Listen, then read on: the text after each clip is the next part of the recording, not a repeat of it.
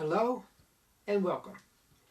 Today I'd like to tell you a story about a remarkable illusion builder by the name of Rich Hill. I'm going to put his link below, so please check him out.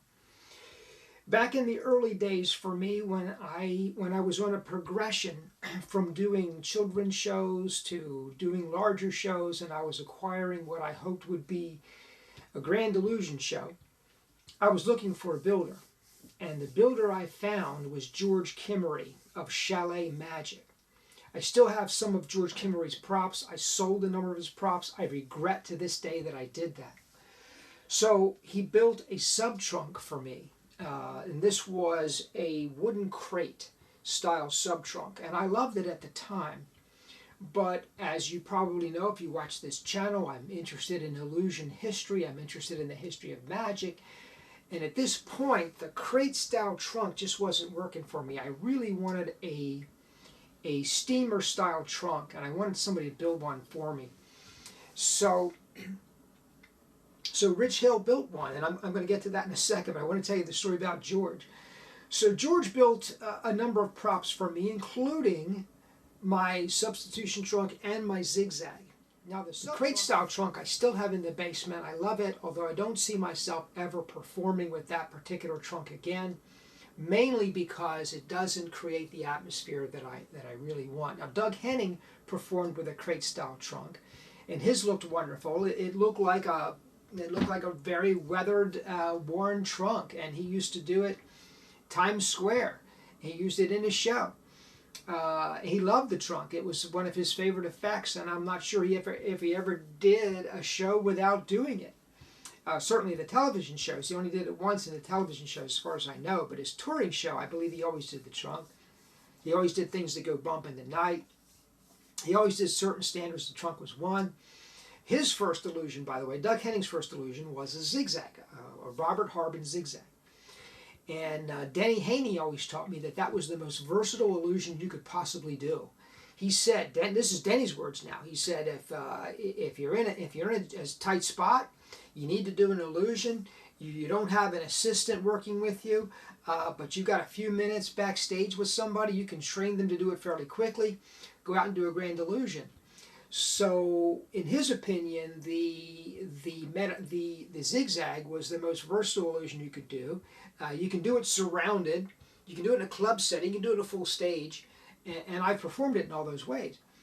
But George made this crate-style sub-trunk for me. He also made a zigzag for me. And you can see both of these effects. You can see me performing them if you scroll down, way down, because I did them, the last time I performed with those props was 1998. 1998 was the last time I performed with those props. And so you can see, I think the videos that I posted are actually earlier than that. The sub-trunk, I think, was from the museum show I did in 1998. But the zigzag video that I posted was from the Goucher College, which was years before that. And Jill is my assistant in both of those, and she was wonderful and has proved to be irreplaceable, that's for sure. But I went through a phase when I thought, well, this is the problem with me. I'm always going through phases and thinking I'll never come back and do this again. And let me tell you something, folks. That is the worst thing you want to do.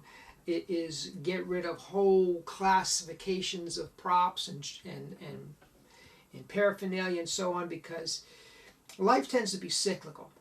And I know that I tend to come back to things over and over again. My passion might wane for a season, but it always fires up again. It always comes back again. And I've learned that the hard way now. So what I did was I wanted to get some money together to purchase some rare books in the mentalism vein.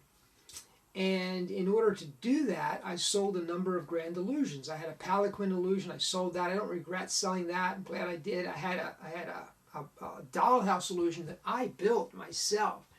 And it was good, and that there's a video of that down below too. It was good illusion. I built it myself. I sold that.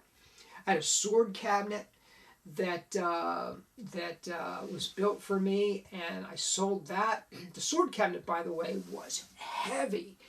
It was not a practical prop. It was a lovely prop. I wanted to do a sword cabinet as opposed to a basket. Now I started out doing the basket. Denny Haney told me to do the basket. It's another very versatile solution. It's a wicker basket, so it's not very heavy. Sword cabinet is a very heavy wooden piece of furniture. And I did it because the sword cabinet can be opened up, you can see inside, and you can see that the person's gone. And I like that feature. But there's something to be said for the implied feature of a sword basket, where you're not actually opening it up, but you're stepping inside, and it's implied that she's gone. So there's something to be said for that. And if I ever do a sword type of routine again, I'll probably do the basket as opposed to the sword cabinet, only because it's lighter and more versatile and easier to carry, easier to set up. So those are certainly factors. So I sold the zigzag to Denny, and Denny sold it, of course, to someone else. I went back to Denny years later and said, Denny, do you have the zigzag? He says, oh man, here's what happened. I sold the zigzag to Denny. Denny sold it to somebody. That somebody sold it back to him, and he sold it again only weeks before I called him asking for it back. Well, I'm glad he didn't have it. I'm glad I didn't get it back, because that particular zigzag, I was working with George Kimmery to have it custom made. Really, I wanted particular colors at the time. I wanted teal and white, and you can see that on the video, teal and white. I thought that would really be different, and at the time that worked for me. But I'm at a phase now where I want my show to have a vintage look. I want it to look like it's not steampunk, not at all, but perhaps Victorian, certainly of an earlier age. And so the teal and white color scheme isn't working for me anyway, so I'm glad I didn't reacquire that prop. So I was looking to get a zigzag built. And I was looking at various builders, and I find this guy, Rich Hill. And I contact him, and I talk to him about what I want. Now, what I want, if you can, I don't have the zigzag yet. He's still working on that, and hopefully that'll come in. I'll do a video, and I'll show you that too when it comes in. But I got the steamer trunk in this week, and I wanted to talk to you about that because I am just blown away. Rich has done such a wonderful job. So I contact Rich, it's at least 2 years ago now, and I tell him what my vision is, and he is all for it. He's like, David, I can do it. I can do it. So I contract with him to build the zigzag. And he's going to build a zigzag that is contrasting woods. So you're going to have a light wood frame of a person with dark wood behind it, as opposed to painted colors. And I haven't seen what he's produced yet. I don't know how it's going to turn out, but that was the first contract I had with him. And then I went back and said, Rich, can you build me a steamer-styled sub-trunk? And I sent him photographs of the kind of trunk I'm looking for. Now Houdini, very early in his career, when he invented the metamorphosis, he was using a crate style, but then he went to the steamer style, and he stayed with the steamer for the rest of his life. And I have photographs of him with the steamer as well. So Houdini, who invented the metamorphosis, used a steamer-style trunk, but you don't see them much anymore. You don't see steamers much anymore. Most of the performers who do a sub-trunk either do a Pendragon style trunk, and the thing is, I love the Pendragons, and I've talked about the Pendragons before. I think one of the issues I have with their trunk is that it looks like a magic prop. Now, in their defense, the Pendragons have a particular brand that they're putting across, and I think it fits with their brand. But I've seen other performers using a Pendragon style trunk, and it doesn't fit with their brand. So I don't think that works.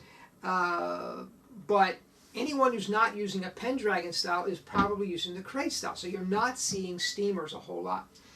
So I asked him if he could make a steamer for me. He said yes. And here's the story I want to tell you. So I contract with Rich to make the steamer. And this was June, I believe it was June. Now this is 2019, so it's June 2019, and I'm finalizing the contract on the zigzag, but that's more complex. It's going to take a little longer. I understand that. The trunk was something he decided to do first, maybe because it was easier, maybe because he had more. I'm not sure why he made that decision, but he said to me, "I'm going to put off the zigzag. I'm going to make the trunk for you first." I'm like, fine, because I'm not in any rush. You know, another problem I have is I'm still looking for a partner. And I advertised, and I have one person who's very interested, and at least she was interested over the summer. And I've kind of lost touch with her a little bit, but I need to rein that in too. That's because if you're working toward a losing show, you have to have a partner. I mean, you have to have at least one, maybe two or three. So, so I'm looking to build that end as well. In the meantime, I'm doing mentalism and enjoying that. So, but anyway, he says to me, Rich says, I'm going to do the trunk first. I'll have it out to you. And so this is in June. So June passes, July passes, and I say, well, Rich, how you doing? He says, I'm working on it. I'm working on it. August passes. I'm thinking, well, maybe it'll come in September. And wasn't September, wasn't October. So here we are in November. Now this is, as I record this, it's a week before Thanksgiving. I may not post it immediately. I might wait a couple of weeks. I have an anniversary coming up. I'm going to talk about that. But it's the week before Thanksgiving right now, 2019. And so Rich reaches out to me via email and says the trunk's going to be finished this week. So now we're negotiating how to get it here. That's another thing about Grand Illusion. You have to ship it. Now I just bought a custom-made sword basket from somebody. And that was shipped via UPS, and it wasn't heavy. It was a basket. It's a wicker basket. It was probably less than 25 pounds. So it wasn't a big deal. But one of the things that's problematic for me is that I'm rarely home. So, and many times when a big crate arrives, somebody has to sign for it. So that's a problem. So I said to Rich, you know, if you can arrange to have it shipped and left on the front porch, that would be best. And if not, you can ship it to my office. I work in Hunt Valley. Ship it there. The problem there is that I work on the 7th floor of a high-rise. So, but we have big freight elevators, and it would work fine. So I said, that's what we can do. So Rich said, okay. So he sends me an email. This is Sunday night. Sends me an email Sunday night. Says, I'm going to have it delivered tomorrow. And I'm thinking, well, how are you going to do that? Is it going to be FedEx? How did you arrange to have this thing delivered tomorrow? So I get home from work. This is Monday night this week before Thanksgiving. I get home from work. It's about 6 o'clock. I'm expecting a sub-trunk on my front porch. No trunk. I'm thinking, well, okay, maybe I had the wrong day. Maybe Rich meant Tuesday, not Monday. So I come in, I'm making dinner, I'm getting ready for some other things I had to do in the evening. 7 o'clock. Get this knock on the door, 7 o'clock.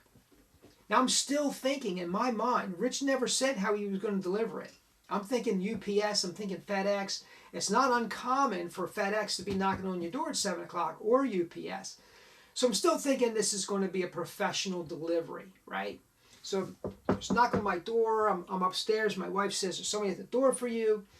Come downstairs, open the door. There's this guy standing there. I think his name is Eli. He says, I'm Eli. I've got magic for you in the truck. So I look out, and there is a pickup truck.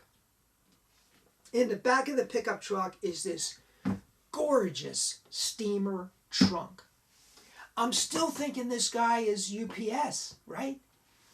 So I walk down the driveway with this gentleman, and I look at his plate, and I believe, now I'm remembering now, it's Saturday, and this was Monday. I think it was an Indiana plate, right? So I said to the guy, it's an Indiana plate on your truck. He says, yeah. He says, we put the trunk in the truck at 6 o'clock this morning. I left at 6 o'clock this morning and I drove all the way here to deliver your trunk to you. Do you believe that? I was stunned, just stunned. So Eli and I go to either side of his truck. We pick up the steamer by the handles. We bring it into the house, and well, there were a lot of emotions going around in me at that time. I've always wanted a steamer style sub trunk. I've never had one. I'm 59 years old. I bought my first sub trunk when I was, I was probably 29, maybe 30. Remember, illusions are not cheap. So I bought my first trunk used from a guy that used to work at the Funhouse Magic Shop. And it was an enormous crate-style trunk. The thing I liked about that trunk was that it was weathered well, because a trunk should look well used, right? So it was weathered well. I like it. But the problem was that it was an extra large trunk because it was custom made for an extra large person. So this thing was just enormous. So, and I'm 5'4", by the way, and 125 pounds. So I'm not a big person. And I told Rich when he was making my trunk, I said, Rich, I'm 5'4". I need this thing to fit through a standard size door because I work in various places and sometimes you don't have the big wide doors to get props through. So I wanted to fit through a standard size door and I'm small. So Rich made my steamer to my size, which is fantastic. So anyway, this trunk I got from from this gentleman, Steve Myers, I think his name was, Steve Myers. So Steve's trunk was just too big for me. I ended up selling it. There used to be these things called magic flea markets. There used to be one up in Westminster every year. And I used to love magic flea markets because you could take all the props that you weren't using and you could haul them up to the flea market and you could barter and trade for other props, or you could sell the props that you had and you buy other stuff. So I remember I hauled this trunk up there to the flea market and I sold it to somebody up there. And then I contacted George Kimmery, and he made a smaller crate style trunk for me, which I very much enjoyed. And I worked with that. I worked with the George Kimmery trunk for 10 to 15 years. And then when Jill left the show, sad day for me. When Jill left the show, God bless her. I mean, she's raising her family, which is what she wants to do, and her daughters are now teenagers. So it's been a while, but. When she left the show, I shifted from Grand Illusion to Mentalism. And I went from renting a truck and loading the truck up with props and sets and lights and sound to carrying everything that I was going to perform with in a briefcase. And for since 1999, Since 1999, that's been my performance style. So I carry all my props in a briefcase. Now, I went over sound with you. I did a video on sound. So I carry a sound system as well, a very small, compact sound system. But that's it. So in recent years, now that I've been doing these videos, I've been thinking about going back to illusions, and that's why I contacted Rich. But anyway, I bring this trunk in, and I'm going to show you some photographs of it. I bring the trunk in, and I'm looking at it in my living room. I turn all the lights on so I can see it clearly.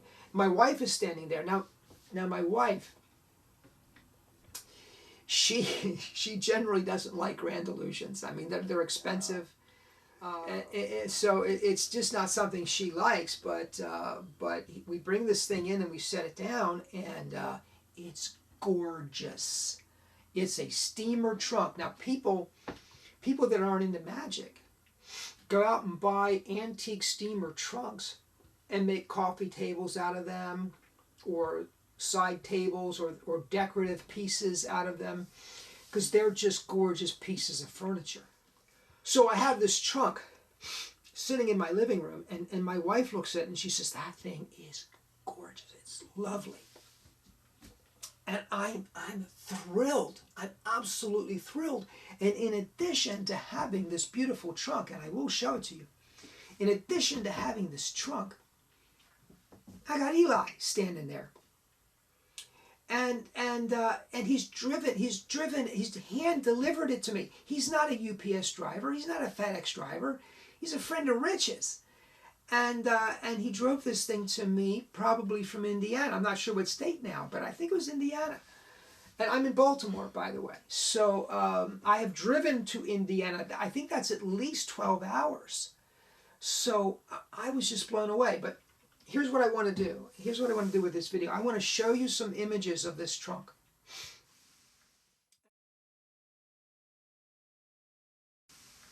And I just want to tell you that Rich Hill built it. I'm going to put his link below. Rich is the kind of guy, he's the kind of builder. You can call him up and you can say, Rich, I want this. And it can be very specific and very different and not something that's ever been built before. And he'll take it on. And he'll do a wonderful job. So, folks, if you're looking for an illusion builder or a prop builder, look no further than Rich Hill. I'm going to put his link below, Rich Hill. So I'm going to show you some photographs of this trunk. And if I can't link the photographs in, I'm not sure, I've never done that before. If I can't do that, then I will take a video of it and splice that in here as well. But anyway, folks, that's my bit for today. I hope you enjoyed it. Thank you very much. Hey, listen, subscribe. Subscribe. If you like what you see here, I'm going to be doing a lot more. Subscribe. Comment down below. I love your comments. I'll respond to your comments. Thank you so much. I'll see you next time.